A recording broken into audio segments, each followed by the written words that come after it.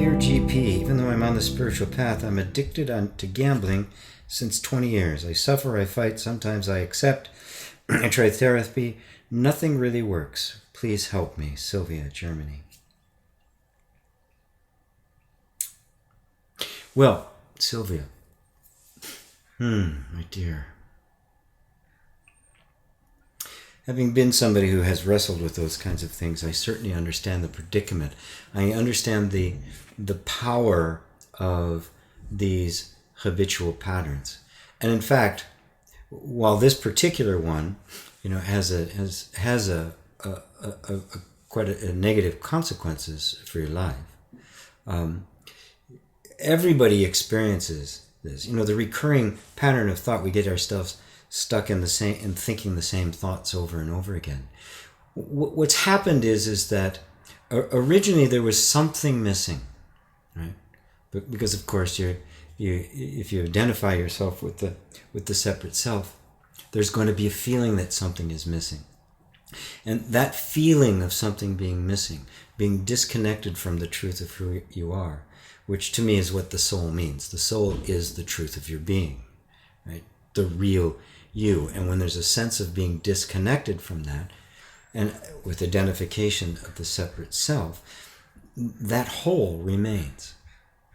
And then we try to fill that hole up through all sorts of different things to try to compensate for it, through achievement, through relationships, through all sorts of addictions, sex, shopping, all the substances, relationships, anger. All of these things are ways in which we try to compensate for the whole. All of them eventually become self-fulfilling because you see the negative consequences of it. But in the moment of choice, those negative consequences, you don't see them, you don't feel them. You don't feel them until later, right? And so in that moment, relief from that empty feeling is much more important than not doing the particular addiction. And that's the cycle, right? Now, from the point of view of spirituality and non-dual inquiry, the key is coming to see through the illusion of a separate self, right, as we're doing here. And you say you're on the spiritual path and you're listening to Satsang, which is wonderful. I would also encourage you to not give up on therapy. Try things, EFT, EMDR, hypnotherapy, anything that helps you transition your nervous system out of this dependency. I don't like to say, okay, it's all spiritual, you're just going to get rid of the sense of being a separate self, because it may take more than that. It may take some very practical support. And in fact, one of the things that keeps us in addictive patterns is we're embarrassed of it. We don't want to talk about it. We don't want to tell anybody else about it. It's embarrassing. That's probably the worst part of all the addictions is the incredibly horrible effect it has on our sense of self-worth and our sense of dignity. So I thank you so much for oops, did we freeze? Oh, I thank you so much for bringing this up and having the courage to do that. So on one hand, you continue your spiritual path, whatever that might be, to finally, once and for all, see through the illusion of a separate self, and continue a meditative practice. But look into, don't give up on the therapies, don't give up on yourself.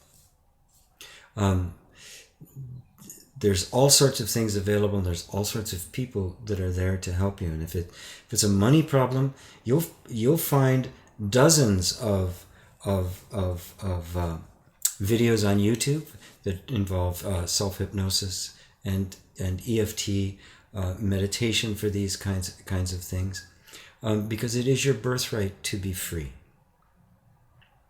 And these addictions that we acquire do not define us. They are not who you are. And I know that it feels as if you are, it's degrading, it's an embarrassing and all of that. But it need not be any of that.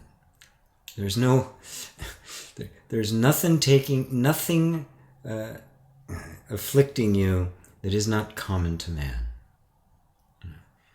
Your story is my story, is everybody's story.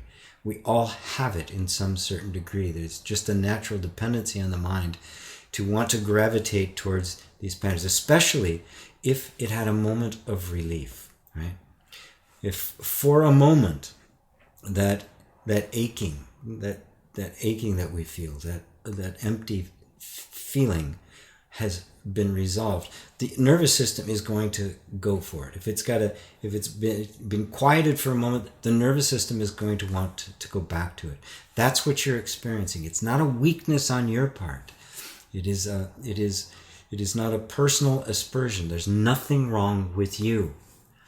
Realize that this is simply a pattern that you've fallen into unconsciously.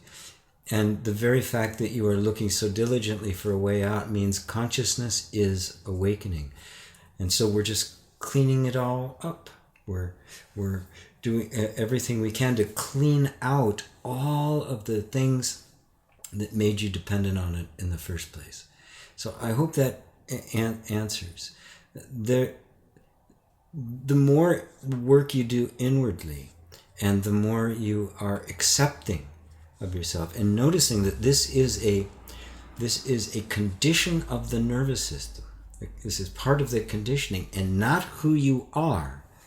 The more I think the various kinds of therapies and techniques will be effective for you. There's even a book I know of, it's written, I can't remember the guy's name now. He's not alive anymore. But he wrote a whole bunch of them.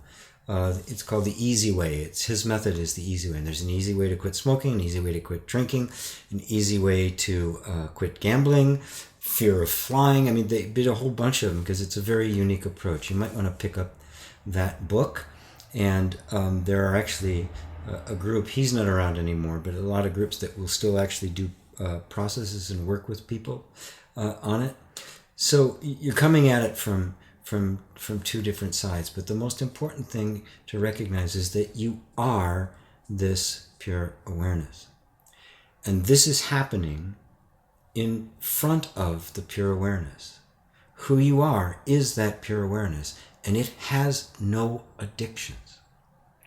You can tell because it was there before an addiction appeared, and it'll be there after it's gone, and it will have no attachment to it whatsoever. That's the nature, the open, accepting, loving, perfect, resistless state, not a state, nature of awareness, which is what you are. You are the consciousness that is aware of it. And it cannot survive without you. You can quite survive without it. Does that help you? Thank you for sharing that with all of us, Sylvia.